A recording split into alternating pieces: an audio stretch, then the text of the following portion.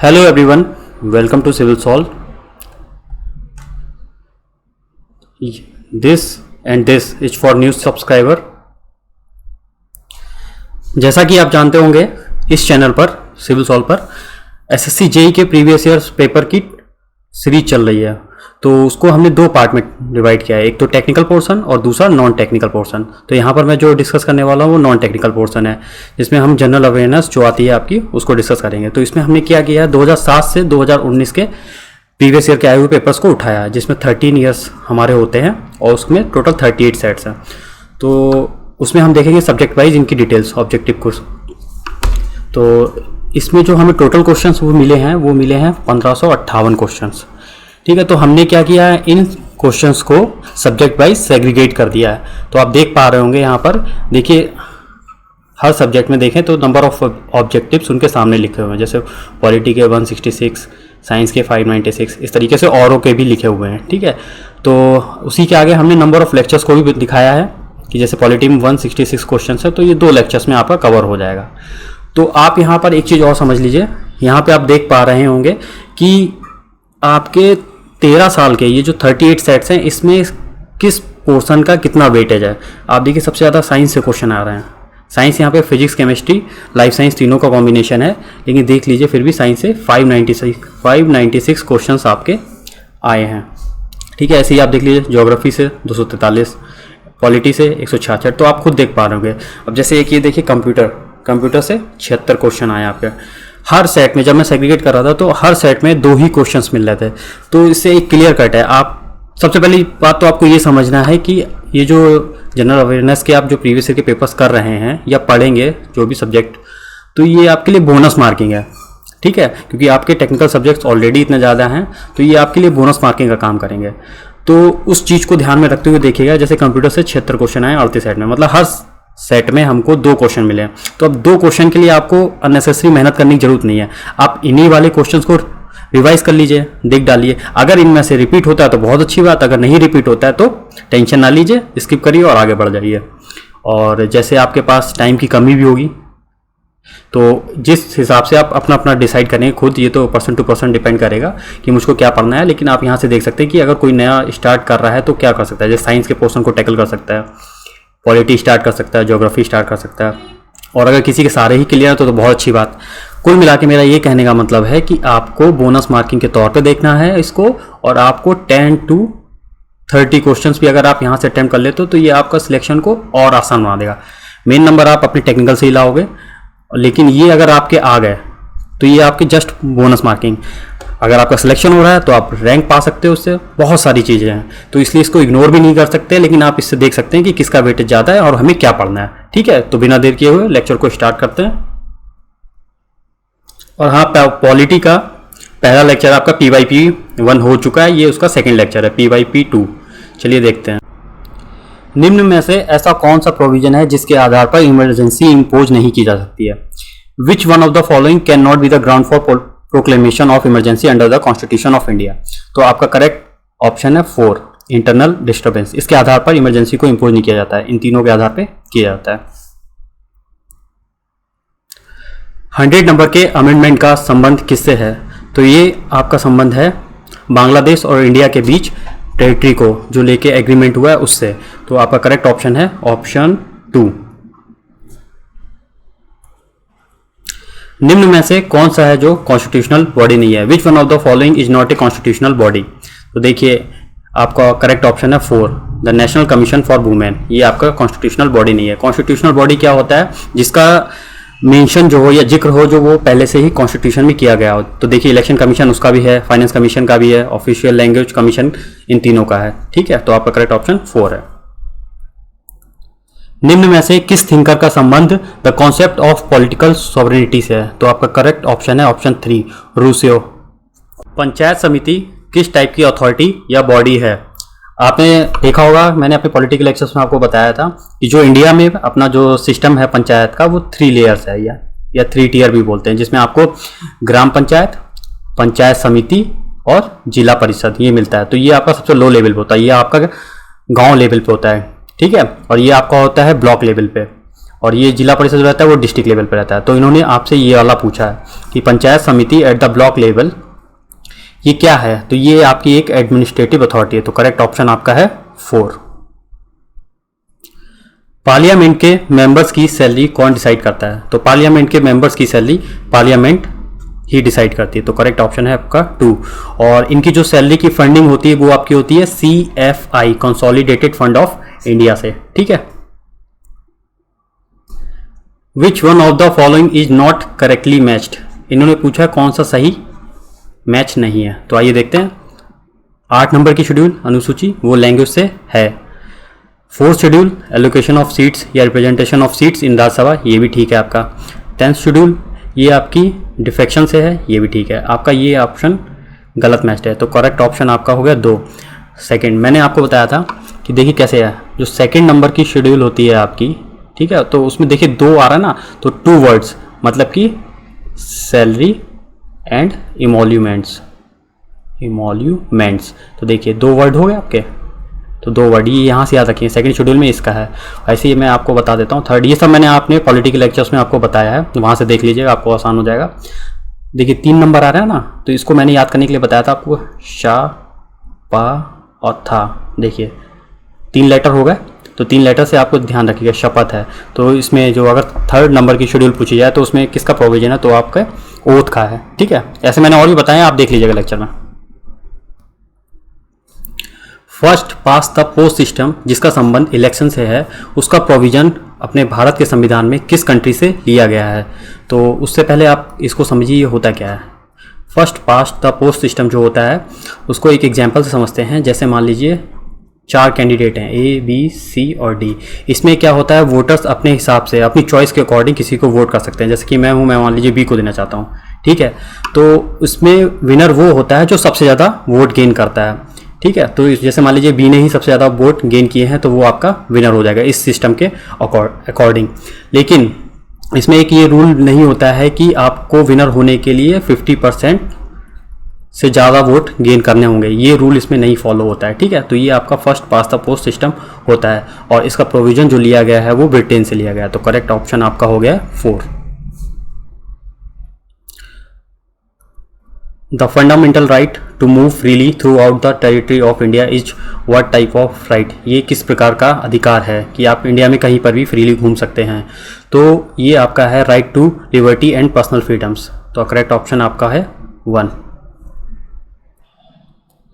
Which of the following is a power of the Lok Sabha, तो आइए option को देखते हैं। अप्रूव्स कॉन्स्टिट्यूशनल अमेंडमेंट्स, नहीं, इसमें दोनों ही हाउसेस की ज़रूरत होती है, लोकसभा प्लस राज्यसभा, ठीक है।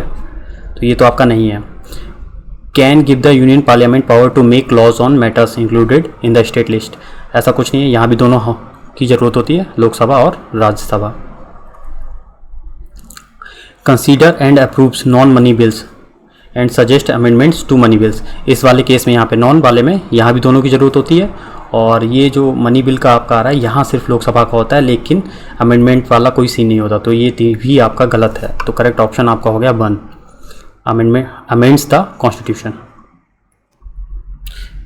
Which of the following subjects are part of the union list, तो करेक्ट ऑप्शन आपका है banking, option 1।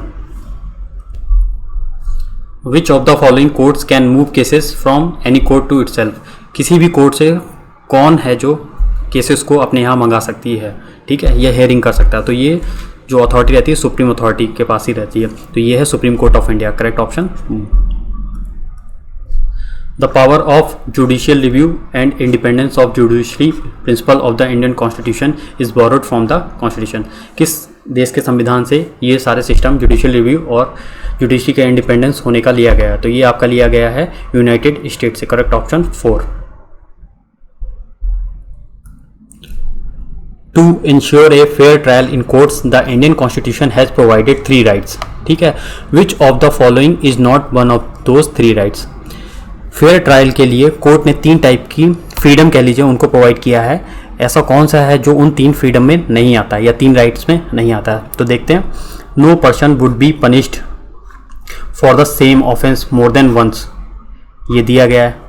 No law shall declare any action as illegal from a back date से नहीं माना जाएगा, जो भी रूल इम्प्लीमेंट होते हैं वो अगर आज से बन रहा है कोई रूल तो वो आज ही से इम्प्लीमेंट माना जाएगा, ये नहीं उसको बैक डेट में जाके इफेक्टिव कर दिया जाए। तो ये भी सही है आपका। और no person shall be asked to give evidence against himself और हर सेल्फ, ये भी आपका सही है। तो आपका करेक्ट ऑप्शन है वो है 2। ठीक है, तो ये आपका नहीं है। ठीक, निम्न में से ऐसी कौन सी पावर है जो राज्यसभा की नहीं है? Select the wrong option. ठीक है, तो ये है आपका correct option 2, approves the proclamation of emergency. ये राज्यसभा की पावर में नहीं आता है। निम्न में से कौन सा सब्जेक्ट स्टेट लिस्ट में नहीं आता है? तो ये आता है, ये आता है, ये आता है। एयरवेज आपका नहीं आता है, तो करेक्ट ऑप्शन आपका 2। अगर कोई डिस्प्यूट दो स्टेट्स के बीच में है और इस टाइप का डिस्प्यूट अगर सुप्रीम कोर्ट के पास आता है तो ये किस टाइप के जुरिडिक्शन के अंतर्गत आता है? तो ये आपका आता है original jurisdiction of supreme court of India. ठीक है, तो correct option 4। Liberty, equality and fraternity का जो प्रिंसिपल है वो किस संविधान से लिया गया है? तो ये आपका फ्रेंच कॉन्स्टिट्यूशन से लिया गया है। करेक्ट ऑप्शन आपका। निम्न में से कौन सा फीचर प्रोपोर्शनल रिप्रेजेंटेशन सिस्टम का नहीं है? PRS system. ठीक है, तो देख लेते हैं पहले कौन कौन सा है पीआरएस सिस्टम का। Candidates who wins the election gets majority of votes, ये पीआरएस से बिलोंग करता है। Voter votes for the party not for candidate. ठीक है, तो ये भी पीआरएस में आता है। Every party gets seats in the legislature in proportion to the percentage of votes that it gets, ये भी पीआरएस सिस्टम का। तो आपका ऑप्शन हो गया ऑप्शन नंबर 2। ठीक है, ये नहीं है, पीआरएस से बिलोंग नहीं करता है। पार्लियामेंट्री टाइप ऑफ एग्जीक्यूटिव के संबंध में कौन सा स्टेटमेंट जो है वो आपका गलत है? तो देखते हैं, प्रेसिडेंट और monarch may be the head of the state, ये सही है। Prime minister head of government, ये भी सही है। The prime minister is the leader of the majority party in legislature, ये भी आपका सही है। The prime minister is not accountable to the legislature, ये आपका गलत है। प्राइम मिनिस्टर जो होता है वो अकाउंटेबल होता है, यहाँ इन्होंने नॉट दिया है, तो आपका जो ऑप्शन हो गया वो 4 हो गया। जजेस कैन होल्ड ऑफिस टिल, चाहे वो सुप्रीम कोर्ट के हों चाहे हाई कोर्ट के हों। ठीक है, तो जजेस कैन होल्ड ऑफिस टिल कब तक? ऐसा कोई फिक्स टेन्योर्स कॉन्स्टिट्यूशन में नहीं दिया गया है, तो इसका करेक्ट ऑप्शन है वो आपका option number 1, till reaching the age of retirement. DPSP का directive principles of state policy का जो प्रोविजन लिया गया है वो कहाँ से लिया गया है? वो लिया गया है आयरलैंड से, तो करेक्ट ऑप्शन 1। निम्न में से कौन सा feature first past the post system का नहीं है? ये मैं आपको पीछे क्लियर कर चुका हूँ, तो इसका ऑप्शन करेक्ट है वो है ये option number 1, candidates who wins the election gets majority of votes, इसका संबंध first past the post system से नहीं है। निम्न में से कौन सा यूनियन लिस्ट का सब्जेक्ट है जिस पर यूनियन लिस्ट का सब्जेक्ट है जिस पर यूनियन कानून बना सके? तो ऑप्शन है आपका ऑप्शन 1, फोर्ट्स। Which of the following states does not have a bicameral legislature? Bicameral में आपको बता चुका हूँ 2 सदन। ठीक है, 2 सदन का होना, जैसे अगर यूनियन में देखें तो लोकसभा राज्यसभा, और अगर स्टेट में देखें तो 2 सदन का होना, तो विधानसभा और विधान परिषद। ठीक है, तो हालांकि ये पुराना क्वेश्चन है तो इसीलिए इसमें करेक्शन नहीं है। मैं आपको बता देता हूँ कि इसका जो ऑप्शन है वैसे तो गुजरात है अगर पुराने उसमें देखा जाए। ठीक, यहाँ नहीं है, लेकिन अब अगर देखा जाए जैसे कि आर्टिकल 370 रिवोक हो चुका है तो जम्मू कश्मीर में भी नहीं है, तो इस हिसाब से आपका ये भी ऑप्शन गलत है और ये भी। इन दोनों में बाईकैमरल लेजिस्लेचर नहीं है, इसमें और इसमें है। पहले ये 7 स्टेट्स में था, अब ये 6 में हो गया। जम्मू कश्मीर इससे हट चुका है।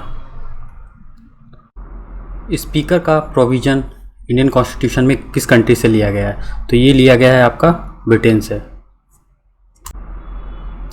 निम्न में से कौन सा फीचर प्रोपोर्शनल रिप्रेजेंटेशन सिस्टम को बिलोंग करता है, पीआरएस का? तो ये आपका करेक्ट ऑप्शन है 4, every party gets seats in the legislature in proportion to the percentage of votes that it gets. ठीक है, बाकी के जो 3 हैं वो पीआरएस सिस्टम को बिलोंग नहीं करते हैं। प्रेसिडेंशियल टाइप ऑफ एग्जीक्यूटिव के संबंध में कौन सा स्टेटमेंट गलत है? तो देखते हैं, president is the head of the government होता है, president is head of state, ये भी होता है। The president is usually directed elected by the people, ये आपका होता है। President is accountable to the legislature, ये आपका गलत है, ये नहीं होता है। निम्न में से किस सब्जेक्ट का संबंध कॉन्करेंट लिस्ट से है? तो ये आपका है ट्रेड यूनियंस का। निम्न में से ऐसा कौन सा फीचर है जो इंडिपेंडेंस ऑफ जुडिशरी को बिलोंग नहीं करता है? Independence of judiciary means all of the following except, पूछे जो बिलोंग नहीं करता है। तो ये देखिए आपका ऑप्शन 3 एब्सेंस ऑफ अकाउंटेबिलिटी, ये आपका गलत दिया हुआ है यहाँ पे, ठीक है। तो इसके अकॉर्डिंग ये आपका करेक्ट ऑप्शन है।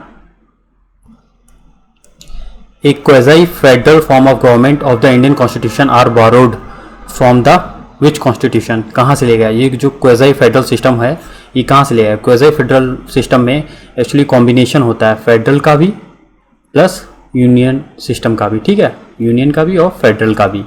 तो ये आपका जो लिया गया है ये आपका लिया गया है कनाडा। निम्न में से ऐसी कौन सी कंट्री है जो first past the post system को फॉलो करती है? तो ये आपका करेक्ट आंसर है यूके, ठीक है। इंडिया करता है ये, हाँ इंडिया भी करता है। एक्चुअली ये पुराना क्वेश्चन है, तो इसमें ये पूछा गया है कि भूटान इज स्टिल है, तो भूटान इस टाइम के अकॉर्डिंग मोनार्की है, ठीक है, ये करेक्ट ऑप्शन है। लेकिन अब प्रेजेंट में देखा जाए तो भूटान मोनार्की ना होकर कॉन्स्टिट्यूशनल मोनार्की हो गया, ठीक है। तो आपका जो अगर ये क्वेश्चन पूछा था तो ऑप्शन ये होगा कॉन्स्टिट्यूशनल मोनार्की, ठीक है। तो ये उस टाइम के अकॉर्डिंग ये ऑप्शन है और वरना कॉन्स्टिट्यूशनल मोनार्की हो जाएगा। The people's republic of China ये जो बना था वो 1949 में बना था और ये अंडर लीडरशिप ऑफ माओ बना था, ठीक है। तो उन्होंने एक रिवॉल्यूशन स्टार्ट किया था, तो वो रिवॉल्यूशन क्या था? वो आपका था कम्युनिस्ट रिवॉल्यूशन, ठीक है। Option 4 is correct. In the Indian constitution as per fundamental rights prohibition of force labour is a, वो किस टाइप का फंडामेंटल राइट है? मतलब जो फोर्स लेबर होता है उसको जो बैन किया गया है वो किस फंडामेंटल राइट के अंडर में किया गया है? तो ये आपका किया गया ऑप्शन 3, ये है राइट अगेंस्ट एक्सप्लॉयटेशन, ठीक है। तो ये आपके आर्टिकल कवर करते हैं, आर्टिकल 23 एंड 24, ये जो आर्टिकल हैं ये राइट अगेंस्ट एक्सप्लॉयटेशन है, ठीक है। Which of the following writs is issued when the court finds that a particular office holder is not doing legal duty and thereby is infringing on the rights of an individual? मतलब इसमें ये कहना चाह रहा है कि अगर कोई ऐसा पब्लिक सर्वेंट है वो अगर अपनी ड्यूटी को परफॉर्म सही से नहीं कर रहा है लीगल वे में, तो उसके अगेंस्ट कौन सी जो रिट है वो कोर्ट इशू कर सकती है? तो करेक्ट ऑप्शन है आपका मैंडेमस, ठीक है। इस वाले केस में मैंडेमस इशू की जाती है कोर्ट के द्वारा। हैबियस कॉर्पस कब की जाती है? हैबियस कॉर्पस तब की जाती है जब कोई इलीगल या अरेस्ट होता है या डिटेन होता है पर्सन, उस केस में उसको जस्टिफाई करने के लिए कि वो सही है या नहीं, ठीक है। और प्रोहिबिशन जो होता है उसमें क्या होता है कि अपर कोर्ट लोअर कोर्ट को ये ऑर्डर करती है, यानी कि सुप्रीम कोर्ट नीचे वाले जो कोर्ट्स होते हैं लोअर कोर्ट्स उनको ऑर्डर करता है to be in your limit, मतलब कि आपका जो जुरिडिक्शन है उसके बाहर जाकर आप जजमेंट ना दें, ठीक है। मतलब जैसे कि मान लीजिए अगर लोअर कोर्ट कोई है, जैसे वो 10 साल की ही सज़ा सुना सकती है, उससे मैक्सिमम नहीं, कैपिटल पनिशमेंट नहीं सुना सकती, तो ऐसा नहीं है कि डिस्ट्रिक्ट कोर्ट में उठा के उसको कैपिटल पनिशमेंट दे दिया। तो इस टाइप की कंडीशन में प्रोहिबिशन रिट जारी की जाती है। और क्यो वारंटो कब की जाती है? क्यो वारंटो इस केस में की जाती है जब कोई बंदा या कोई पर्सन काम कर रहा हो ऐसी अथॉरिटी पे जिसके लिए वो एलिजिबल ना हो। जैसे कि मान लीजिए ये केस आपको काफ़ी देखने में मिलेगा, जो गांव वगैरह होते हैं उसमें जैसे क्या होता है, सीट फीमेल के नाम पे होती है, जैसे लेडी प्रधान होती है लेकिन काम उनके हस्बैंड वगैरह कर रहे होते हैं या फिर जो मेल पर्सन होता है वो कर रहा होता है। तो उस केस में ये रिट जारी की जा सकती है कि भाई आप किस अथॉरिटी से ये काम कर रहे हैं, जबकि आप उस पोस्ट पर हैं ही नहीं, तो ठीक है। और एक इसमें जो रहेगी वो है सर्टियोरेरी, ठीक है, सर्टियोरेरी। तो सर्टियोरेरी में ये होता है कि उसमें सुप्रीम कोर्ट लोअर कोर्ट को ये ऑर्डर करती है कि चीज़ों में तेज़ी लाए, मतलब कोई जजमेंट है या कुछ हो उसमें डिले क्यों हो रहा है, पेंडेंसी क्यों हो रही है, इस केस में जो होता है उसमें ये जारी कर सकते हैं। रेजिडुअल पावर्स का जो प्रोविजन है, प्रावधान है, वो भारतीय संविधान में कहाँ से लिया गया है? तो ये लिया गया है आपका कनाडा से, ठीक है। Option 2 is correct. Article 42 of the Indian constitution जिसमें लिखा है कि provision for justice and human conditions of work and maternity relief, ये जो आता है वो किस मतलब कैटेगरी में आता है या किस पार्ट में आता है? तो ये आपका आता है डीपीएसपी में, the directive principles of state policy. इस क्वेश्चन को आप वैसे भी कर सकते थे, जैसे कि मैं इधर पार्ट लिख दूं और इधर लिख दूं अगर आर्टिकल कौन कहाँ से कितना कवर करता है, ठीक है। तो जैसे पार्ट 1 तो ये आपका करता है 1 to 4, पार्ट 2 जिसमें यूनियन एंड इट्स टेरिटरी लिखा है और पार्ट 2 में सिटीजनशिप का है तो ये आपका 5 to 11 करता है, और पार्ट 3 जिसमें कि आपके फंडामेंटल राइट्स हैं तो ये आपका करता है 12 से 35, पार्ट 4 जिसमें आपका ये डीपीएसपी जिसकी अभी हमने बात करी ये आपका जाता है 36 to 51, ठीक है। तो देख लीजिए आर्टिकल 42 किस में लाई कर रहा है, ये आपका इसमें लाई कर रहा है, तो डीपीएसपी करेक्ट ऑप्शन आपका ये हो गया।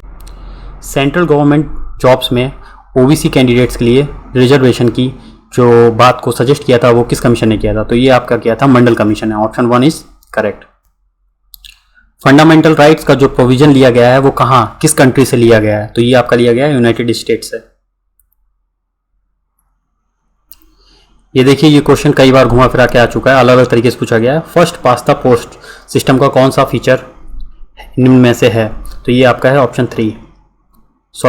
2, voter votes for a candidate not for party, ठीक है। ये तो पीआरएस का हो गया, ठीक है। ये आपका इसका है first past the post system का, ऑप्शन 2 इज करेक्ट।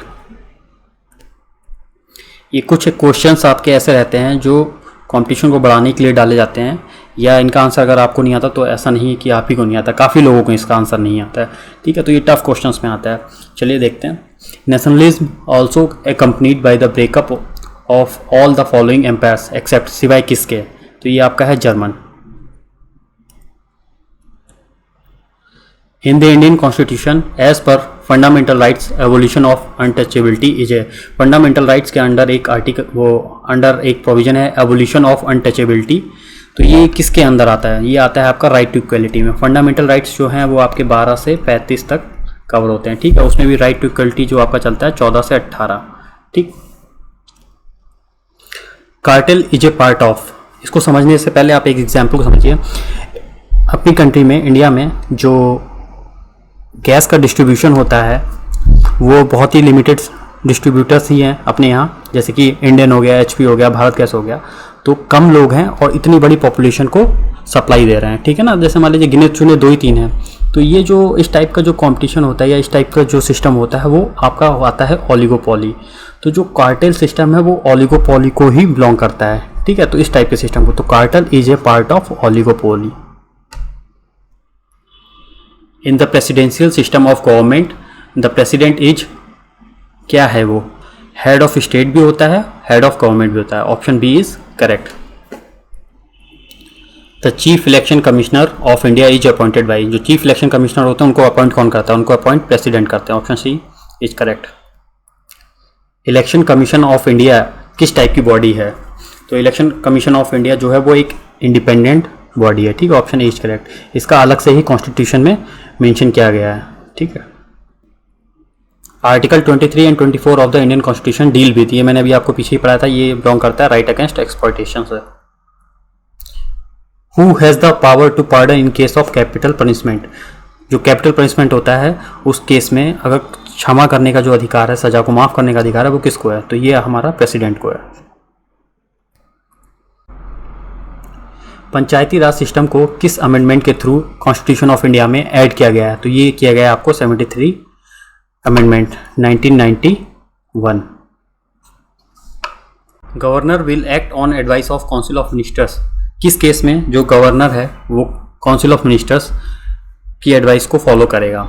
तो गवर्नर जो है वो लेजिस्लेटिव असेंबली को डिसॉल्व कर सकता है, तो इस केस में लेकिन उसको एडवाइस लेनी पड़ेगी काउंसिल ऑफ मिनिस्टर्स की, तो option 1 is correct. Fundamental rights का कॉन्स्टिट्यूशन ऑफ इंडिया में किस पार्ट में जिक्र किया गया है? तो ये किया गया है आपका पार्ट 3 में। Who among the following can be removed from the office without impeachment, निम्न में से ऐसा कौन सा है जिसको बिना इम्पीचमेंट के भी रिमूव किया जा सकता है? तो ये किया जा सकता है गवर्नर ऑफ ए स्टेट को, ऑप्शन 4 इज करेक्ट, ठीक है। इसके लिए इम्पीचमेंट की कोई प्रोसेस फॉलो नहीं होती है। The fundamental duties are incorporated, जो ऐड की गई हैं इन आर्टिकल 51A में कॉन्स्टिट्यूशन, वो किस अमेंडमेंट एक्ट के थ्रू की गई हैं? तो ये आपकी की गई हैं 42nd amendment. Option 3 is correct. ठीक है, फंडामेंटल ड्यूटीज जो आपकी मेंशन है वो पार्ट 4A में मेंशन है अंडर आर्टिकल 15A। ठीक है, और जो आपका अमेंडमेंट है 42nd अमेंडमेंट, इसको मिनी कॉन्स्टिट्यूशन भी बोलते हैं। ठीक है, मिनी कॉन्स्टिट्यूशन।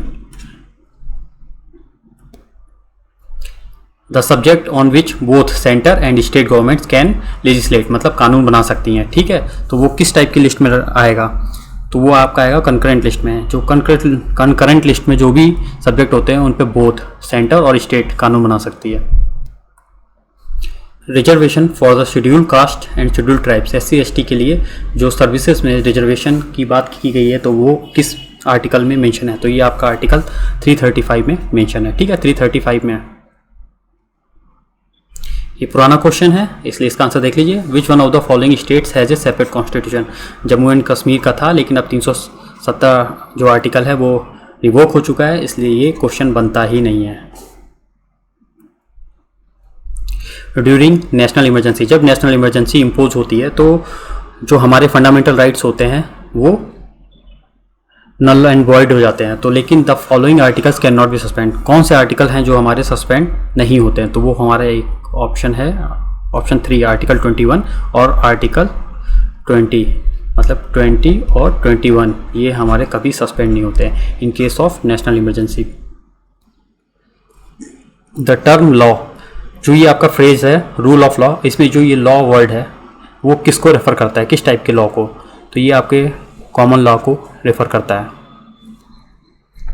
ए सिविल सर्वेंट, मतलब जो सरकारी नौकर हो इन इंडिया में एक्सरसाइज पॉलिटिकल लिबर्टी, किस तरीके से वो यूज कर सकता है पॉलिटिकल लिबर्टी को? तो वो कर सकता है exercising his franchise.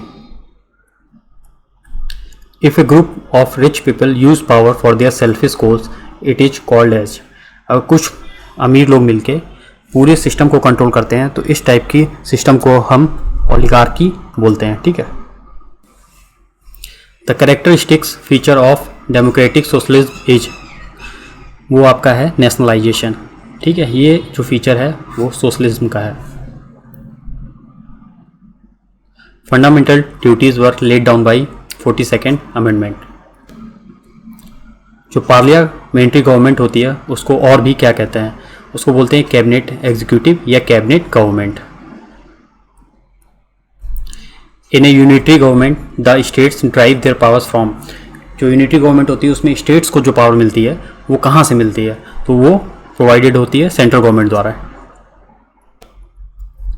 The maximum number of members of A state legislative assembly can have, किसी भी स्टेट की जो लेजिस्लेटिव असेंबली हो उसमें कितने मैक्सिमम कितने मेंबर्स हो सकते हैं? तो मैक्सिमम उसमें जो मेंबर्स हो सकते हैं वो 500 हो सकते हैं, और जो मिनिमम हो सकते हैं वो 60। ये मिनिमम है आपके और ये मैक्सिमम है। ठीक है, लेकिन एक्ट ऑफ पार्लियामेंट के अकॉर्डिंग कुछ स्टेट्स को छोड़ दिया जाए, जैसे यूटीज़ हो गए, और कुछ स्टेट्स गोवा, मिजोरम और सिक्किम इस टाइप में, तो वहाँ पर ये 59 से भी हो सकते हैं या उससे कम भी हो सकते हैं। Planning commission was setup in the year, ये 1950 में किया गया था, हालांकि अभी ये नीति आयोग हो गया है, NITI Aayog. The legislative council of A state can be एबोलिश्ड और क्रिएटेड बाई, जो विधान परिषद है किसी स्टेट में अगर उसको बनना या ख़त्म होना हो तो वो कैसे होता है? तो ये सबसे पहली बात तो पार्लियामेंट बनाएगी। ठीक है, और जिस स्टेट में बनना है, जैसे मान लीजिए फॉर एग्जांपल अगर यूपी में बनना हो, बिहार में, महाराष्ट्र में, कहीं पर भी बनना है, तो उस कंसर्न स्टेट से उसको लेजिस्लेटिव असेंबली जो होगी वो वहाँ की उसको रिकमेंड करेगी। ठीक है, तो आपका ऑप्शन देख लीजिए, option 4, parliament on the recommendation of the legislative assembly of the state concern. ठीक है, the president of India is elected by, जो प्रेसिडेंट ऑफ इंडिया को चुना जाता है वो इलेक्टोरल कॉलेज के द्वारा चुना जाता है। ये इनका एक अलग ही सिस्टम रहता है प्रेसिडेंट ऑफ इंडिया का, और इसमें क्या होते हैं? ऑल इलेक्टेड एमपीज, मतलब पार्लियामेंट, ऑल इलेक्टेड एमएलएज और MLA of Delhi plus Pondicherry, ये लोग शामिल होते हैं। ठीक है, how much methods are there to amend the constitution of India, जो कॉन्स्टिट्यूशन ऑफ इंडिया में जो कितने टाइप से अमेंडमेंट हो सकता है। तो ये सबसे पहले तो ये देखिए कि जो ये अमेंडमेंट होता है कॉन्स्टिट्यूशन में, ये होता है आपका पार्ट 20 में इसका प्रोविजन दिया गया है, ठीक है, किसमें, अंडर आर्टिकल 368, ठीक है, इसमें आप मेंशन किया गया। और ये आपका हो सकता है 3 टाइप से, ठीक है, तो 1, 2 और 3।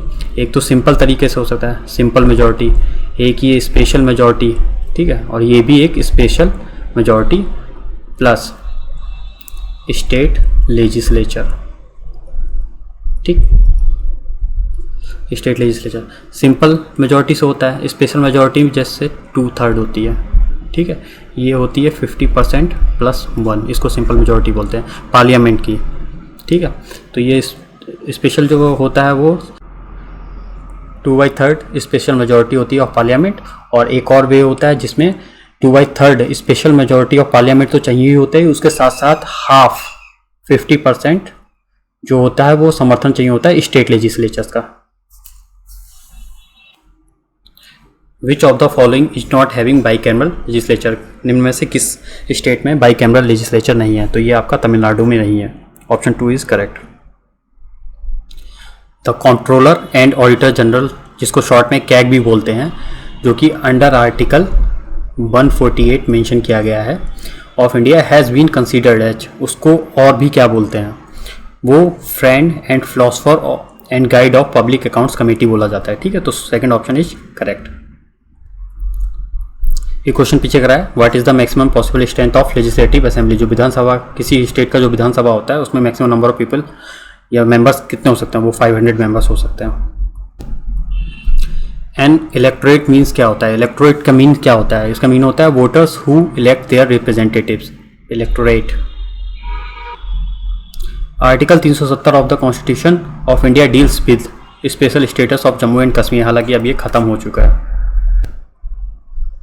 Which one of the following can not be dissolve but can एबोलिश्ड, निम्न में से ऐसा कौन सा है जिसको डिजॉल्व तो नहीं किया सकता लेकिन खत्म किया जा सकता है, तो ये है स्टेट लेजिस्लेटिव काउंसिल, जो राज्य की जो विधान परिषद होती है उनको खत्म किया जा सकता है लेकिन डिजॉल्व नहीं किया जा सकता। और अगर यूनियन लेवल पे या नेशनल लेवल पे बात की जाए तो वहाँ पे राज्यसभा को डिजॉल्व नहीं किया जा सकता। प्रेसिडेंट ऑफ इंडिया का इम्पीचमेंट कब होता है, यानी उन्हें उनकी पोस्ट से कब हटाया जाता है, इन case of violation of constitution, option 3 is correct. The speaker of Lok Sabha holds the office till, जो स्पीकर ऑफ लोकसभा होते हैं वो कब तक अपने पद को संभालते हैं, कब तक अपने पद पर रहते हैं, तो वो तब तक रहते हैं जब तक कि नई लोकसभा का गठन न हो जाए, next Lok Sabha is constituted. The legislative council in a state, Vidhan Parishad, be abolished by the parliament on the recommendation of, किसकी रिकमेंडेशन चाहिए होती है, कंसर्न स्टेट के लेजिस्लेटिव असेंबली की, मतलब विधान परिषद को हटाने या बनाने के लिए विधान सभा की जरूरत होती है उस कंसर्न स्टेट की, ठीक है, तो option 3 is correct. Who presides over the joint sitting of Lok Sabha and Rajya Sabha, Lok Sabha और राज्यसभा की जो जॉइंट सिटिंग होती है वो मेंशन है अंडर आर्टिकल 108, ठीक है, और इसको कौन बुलाता है, called by president of India, ठीक है, और ये प्रिसाइड किसके द्वारा होती है, ये प्रिसाइड होती है the speaker of the Lok Sabha. Which of the following post is not mention in the constitution of India, Bharat के संविधान में कौन सी पोस्ट जो है वो मेंशन नहीं की गई है, तो ये नहीं, द डिप्टी प्राइम मिनिस्टर, ये पोस्ट मेंशन नहीं की गई है, ऑप्शन 4 इज करेक्ट। तो ये था आपका आज का पॉलिटी P/P2, यानी कि प्रीवियस ईयर के आए हुए क्वेश्चंस का सेट, ठीक है, कंपाइलेशन था। तो 2 लेक्चर्स में कंप्लीट होना था, यानी आपकी पॉलिटी जो है वो कवर हो चुकी है प्रीवियस 13 ईयर्स की, ठीक है। और जो अब नेक्स्ट लेक्चर में हम लोग मिलेंगे उसमें हम साइंस पोर्शन को उठाएंगे, ठीक है। तो अब जो आएगा लेक्चर वो आपका आएगा साइंस P/P1 का, ठीक है। मिलते हैं नेक्स्ट लेक्चर में, और इस जो लेक्चर है, इस लेक्चर की जो PDF है वो आपको टेलीग्राम ग्रुप पे मिल जाएगी। Okay bye.